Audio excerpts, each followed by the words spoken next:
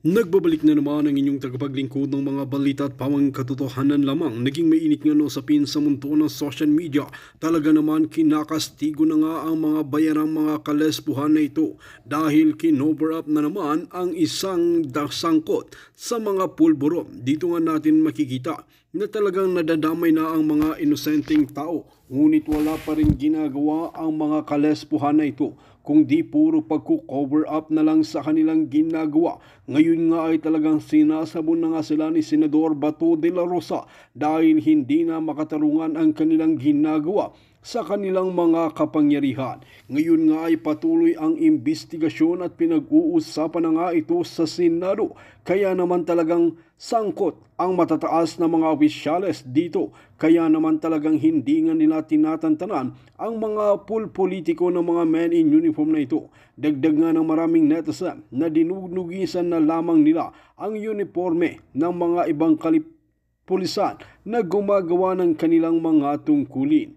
Wal mga kaibigan, nakakalungkot nga, ngunit talagang dapat magkaroon ng katarungan sa napayapang mga inosente na kababayang nating mga Pinoy. Wal mga kaibigan, para nga sa karagdagang impormasyon, panoorin nga natin ang buong video. At kung bago ka lamang sa aking channel, huwag kalimutan i-click ang subscribe button at notification bell para lagi kang updated sa ating mga bagong video. At para sa sulit viewers natin dyan, maraming salamat sa walang sawang pagsuporta. Thank you, Comsec. Ano ka na ngayon, Kenneth? Lucas? Ano ka na? Anong... RD pa rin ng 4. Wala tayong taga-DIDM dito? Or, upo ka dito. Upo ka.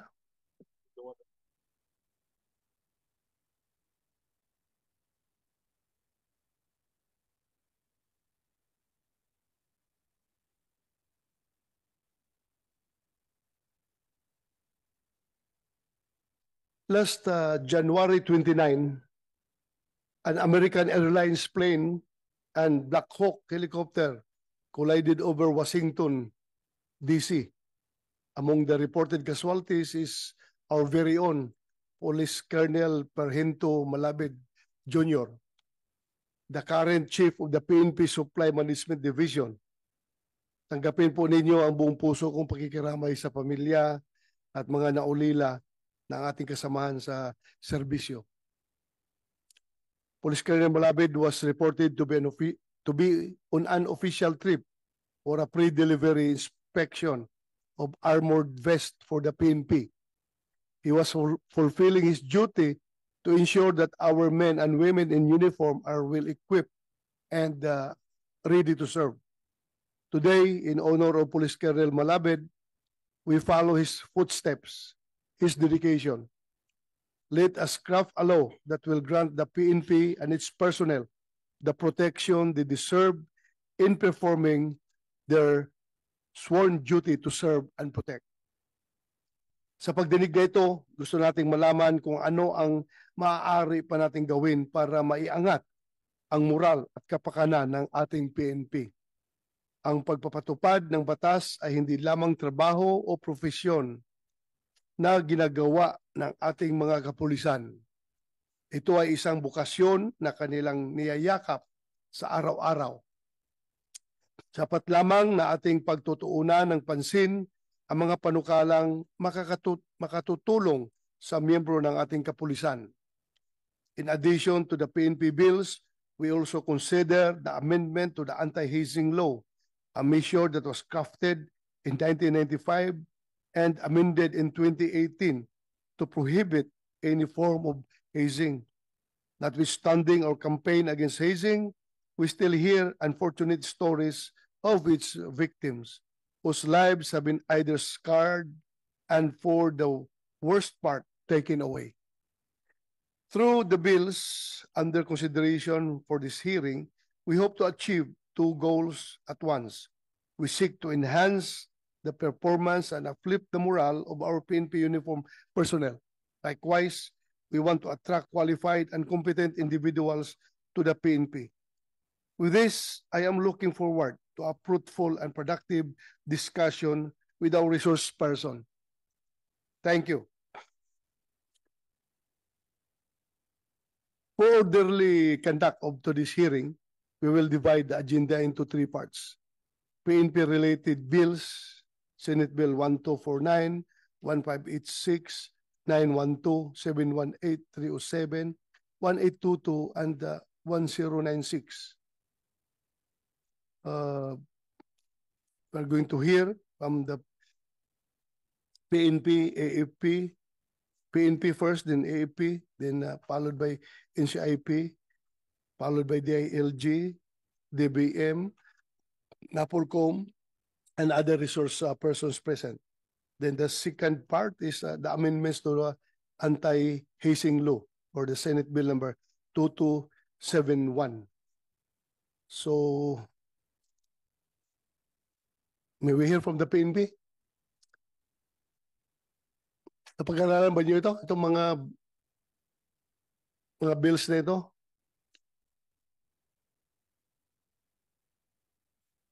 Yes, go ahead. Go ahead. Good morning, sir. Brigadier General Elias Mata, the Director of Highway Patrol Group. May we know our participation here, sir, specific as to the meeting? Why we are here invited?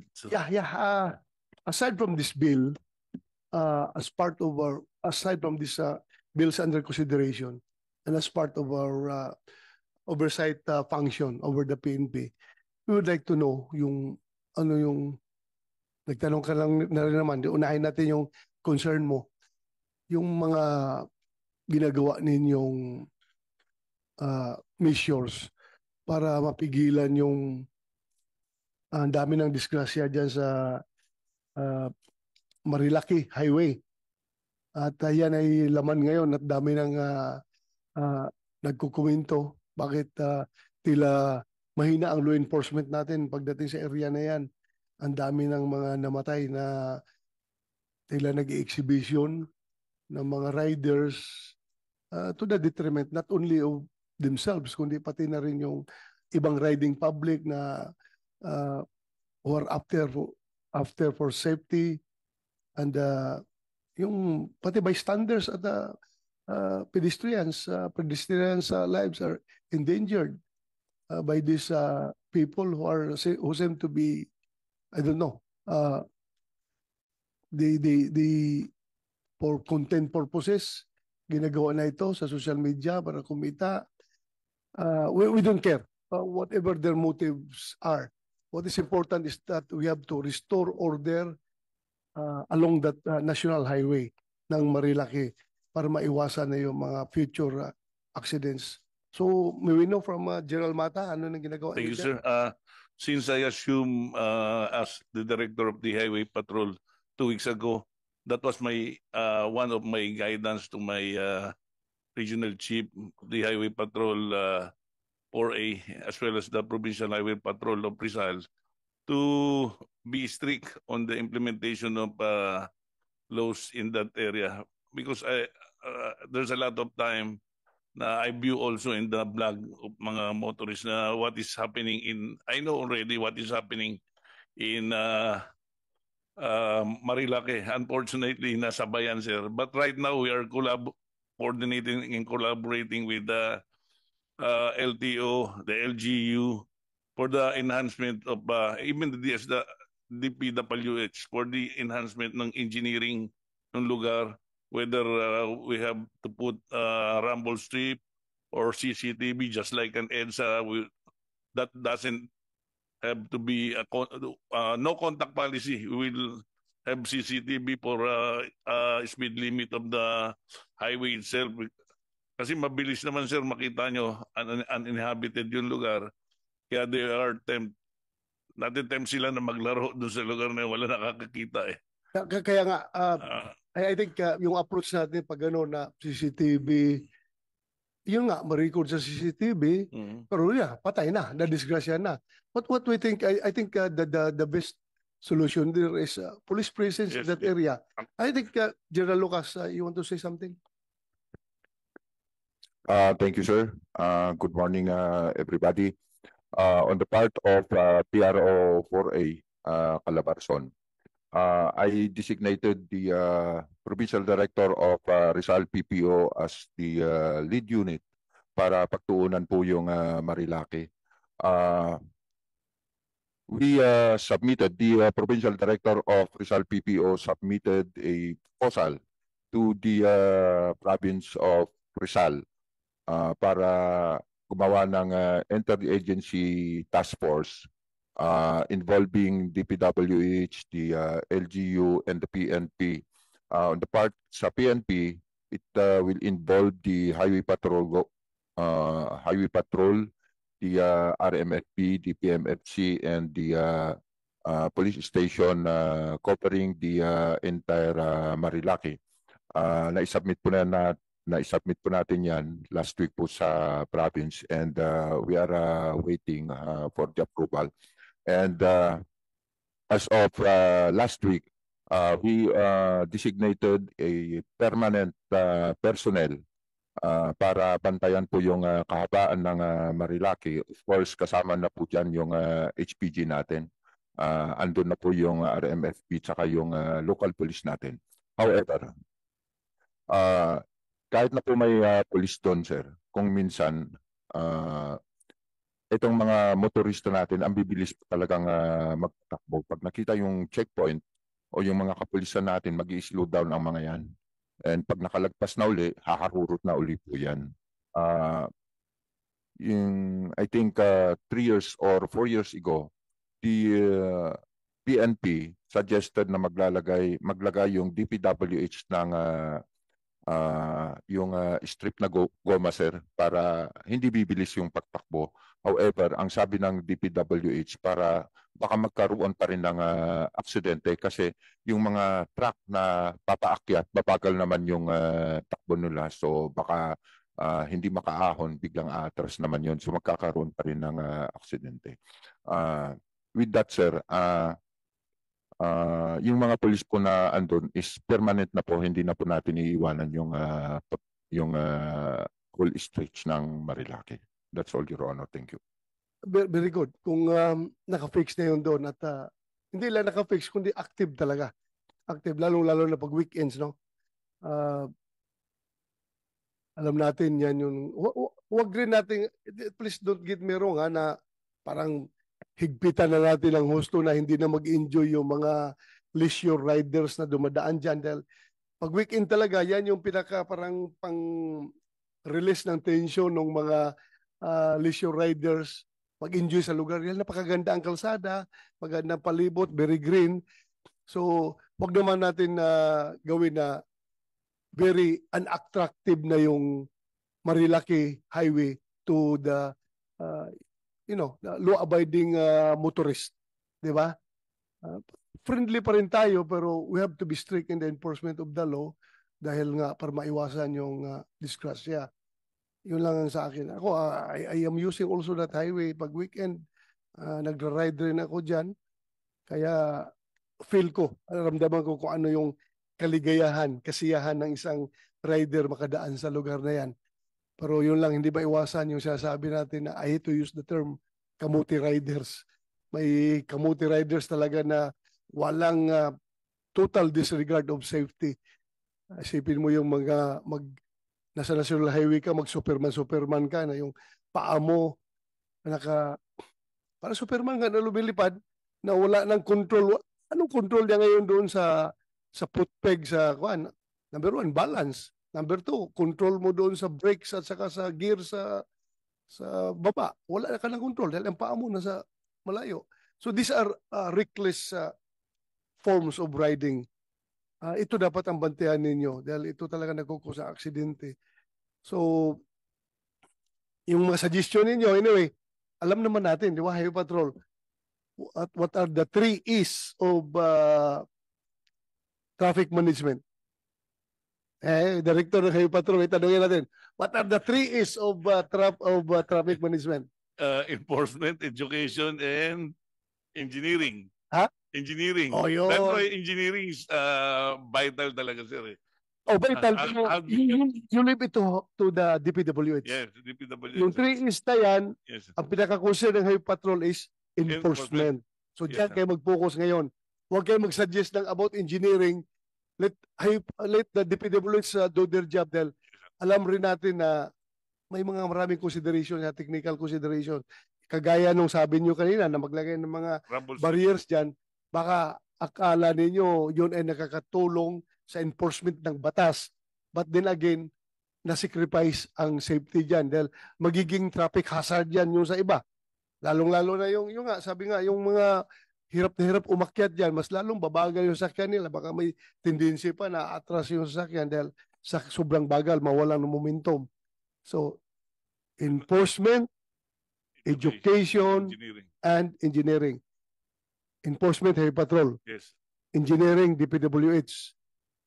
Department Yes, of Public I- Works and Highways, di ba? For the part of Highway Patrol, we committed our 18 personnel of the PHT augmented by the regional also, sir. And plus the force multiplier, we deployed them already there. But then again, yun, nakafocus kayo doon. Yes, Pero nakafocus again, dun sa dapat rider friendly pa rin kayo ha na yes, sir. hindi mawalan ng Yes, kuwan sir. yung mga tao doon, yung karapatan nilang gamitin yung kalsada at sumaya. Walang hassle. Walang hassle. Basta safe lang sila palagi. Pag Yes, sir. nakita nyo may overspeeding na, alam naman nyo. Alam nyo. Dapat yung may mga style kayo dyan na advance, meron na may mga radyo dahil yung iba dyan magpapahabol pa eh. Yes, sir. Oh, may radyo kayo, ito, haragin yung sonahan. So, Kinonsider yun, sir, ang ano lang, challenge, pati cellphone, walang signal dyan eh. Yung sa, especially dun sa may Devil's Curve and Manukan area, walang radyo. Sir. Gamit kayo ng radyo. Yung radyo lang, tinitesting nga, sir, kung ay yung medyo yung Itera, medyo hindi rin siya. Iksi lang ang sir, range. Ang range eh. Hanapan nyo ng solusyon. Sir, ginagawa namin ng paraan, sir. Pati radar speed gun, na rin kami, nakapag-produce na kami itong, sir, last week for us to have, talaga, specific. Meron na kayo radar, speed yes, sir, gun? we have already, through the initiative of my regional chief ng NCR. Education, sinong is the best, kayo, part of the education rin ang ginagawa nyo, di ba? Yes. Pero more on, nito, LTO dapat, yung pag-issue ng lisensya. May LTO tayo dito? Wala tayong LTO. LTO is for education. And Highway Patrol, enforcement, yes, DPWH, engineering. Yes, sir. Another aspect of the LTO. Last Monday, I have coordinated with them and told me, just give us the plate number of those violators and show cause order will be given to them, to the violator for the perpetual revocation or cancellation or suspension of the driver's license of those who violate. Tama. Very good. You do that para prevention is better than cure. And you can never cure death. Pag death na, wala na, kawawa yung mga tao. So, okay na tayo dyan sa Marilaki. I hope, Arde Lucas, I hope na Yes, sir. wala na nang mamatay dyan ha. Wala na mamatay, particularly yung riders. Yes, sir. Opo. Tulong-tulungan ninyo. Focus talaga kayo pag weekends dahil walang trabaho yung mga tao. Pag weekends, doon, nag-enjoy yan sa kakaride. So, focus kayo dyan. Yes, sir. Thank you. Thank you rin po, sir. Before I forget, siningit mo na rin yan dito sa mga bills na itatakil natin. Yung DIDM, yung sitwasyon ni Colonel Grijaldo, nagreklamo yung asawa. We are always talking about welfare ng mga tao natin. Nakakulong na yung asawa niya, pinutulan pa daw ninyo na sweldo. Sino bang taga DP? Upo ka dito. DP. Ano bang polisiya ninyo tungkol dyan? Bakit pinutulan ng sweldo si Grijaldo? Gamitin mo yung microphone. Sir, si Colonel Grijaldo, sir. Ano ka sa DP? Division Chief, sir. Ng Policies, Plans, and Program Division. So you represent DP and the Chief PNP as far as the Grijaldo case is concerned. Am I right? Sige, sagutin mo lang yung mga tanong ko. Sige, anong sasabi mo? Colonel Grijaldo, sir, is considered a law officer. allow pay, automatic leave of absence without pay, sir. Why? Na-contempt siya, sir, so hindi siya makapagtrabaho. And I don't know, sir, kung may order na rin siya, sir, as allow pay. Hindi ba nyo titingnan na double whammy yan on the part of Grijaldo? Sobrang injustice na yan sa kanya. He's suffering from injustice sa pagkakulong niya ngayon for telling the truth. Dapat ang PNP, you should be proud of him for standing for what is right and for standing for the truth. Dapat i-consider yung bayani yung si Colonel Grijaldo dahil hindi siya nagpapatinag eh. Sinasabi niya katotohanan. Kahit na i-contempt niyo ako ilang beses dito, kahit na ikulong niyo ako ng ilang beses, basta yan ang katotohanan, panindigan ko yan. Dapat, he deserves your applause. Kayong PNP, tinayo niya yung bandera ng institusyon ng PNP na kami ay ganito. Hindi kami natatakot kahit sino mga congressman kayo dyan na mag-intimidate sa akin. Basta katotohanan lang ako. Bakit ginanon ninyo yung tao ninyo? Isn't it very double injustice on his part? Na wala na makain yung pamilya niya dahil pinutulan nyo ng sweldo?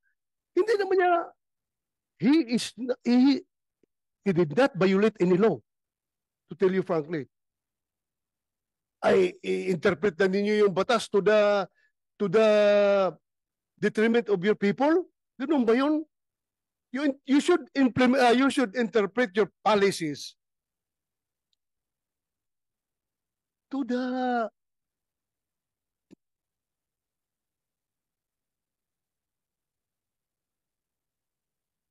advantage of your people. Tingnan nyo, you should be liberal enough to interpret your own policies. Hindi yung porki nakakulong, i-apply ka agad yung no work, no pay, i-apply ka agad ninyo yung, ano ba yung policy natin dyan pag nakakulong? Eh, sabi nyo, yung naka-incarcerated na tao or kwan is automatic, putol ang kanyang sweldo. Kawawa naman yung tao. Yung ginagawa natin yung policy na yan, ha? The intent of that policy is to make sure na yung mga eskalawag na pulis natin na nakakulong ay hindi na mag-enjoy sa sweldo niya. Is Grijaldo eskalawag? Kahit for purposes of discussion. Sabihin nyo, isa, wala kami magawa. Yan ang pulisiya natin. No work, no pay. At kapag incarcerated, putol ka ng sweldo. But still, dapat may puso kayo sa tao ninyo. Kung nangyari sa iyo yung ginawa kay Grijaldo, anong sabihin mo? Sige nga, I would like to get your opinion. Sige, you open the mic. Ikaw, nagsasabi na totoo sa isang congressional hearing. Kinontempt ka, ikinulong ka. Ngayon, nakakulong ka na, pinutulan pa na PNP yung sweldo mo. Wala ka ng pagkain yung pamilya mo dahil wala ka ng sweldo. Yes, sir. Ano masasabi mo? Sir, I think I will have the same sentiments with Colonel Grijaldo. Correct. Yes, sir. Particularly that he is my classmate, sir. Oh, so your classmate. Huh?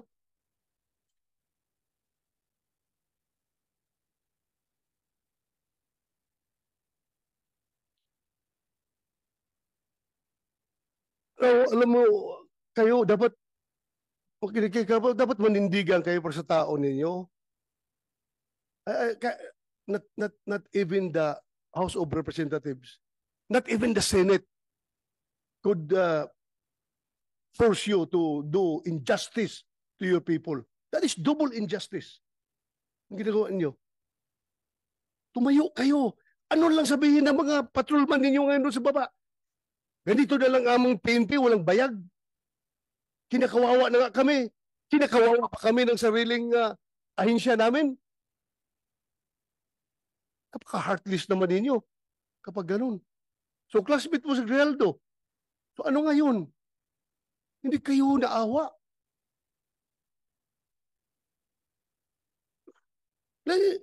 Then, I would like to acknowledge the presence of Senator JB Ejercito. Thank you, Your Honor, for joining. Alam mo,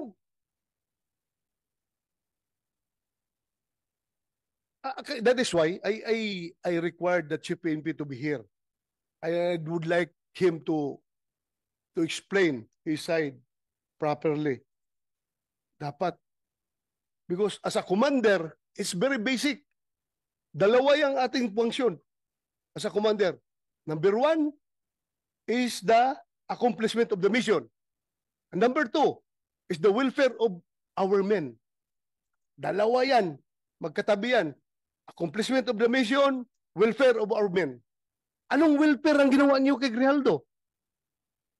Hindi ba talagang nilaglag ninyo siya? Dahil as I have said, you should be proud of him. Hero ninyo siya. Porke galit sa kanya yung Quadcom, galit na rin kayo sa kanya. Tama ba yun na behavior ng isang institusyon na dapat tinitingnan ang kabutihan ng kanya mga membro? I don't see any reason behind bakit ganun kayo mag-treat ng tao ninyo.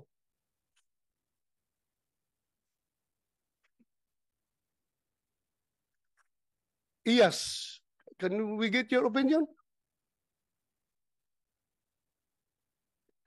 Your Honor, with respect to the actions of the House of Representatives, unfortunately, that's beyond the jurisdiction, Your Honor, of the Internal Affairs. We don't have an active.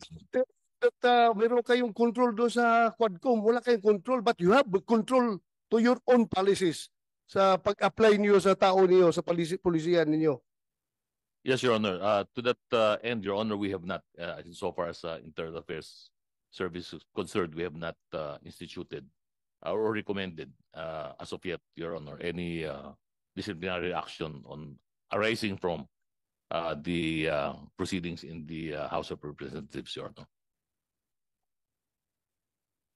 Please tingnan ninyo mabuti yan. It's time for you to show to the world that the Philippine National Police is indeed an institution that takes care of its own people. Huwag naman ninyong ganyanin yung tao ninyo. Ikinungulong na nga.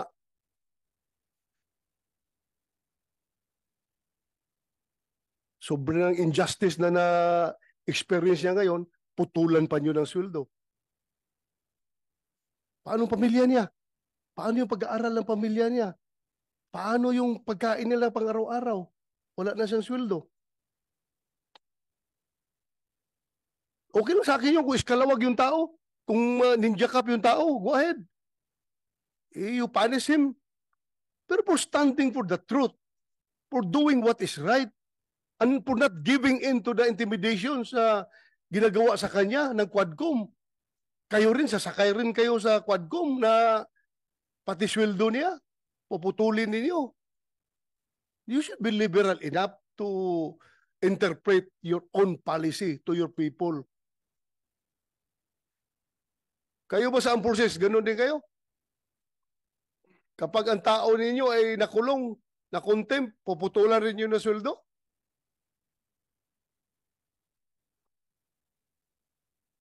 Anybody from the armed forces can speak up? General Mortelo, sir, from the Yes. AFP.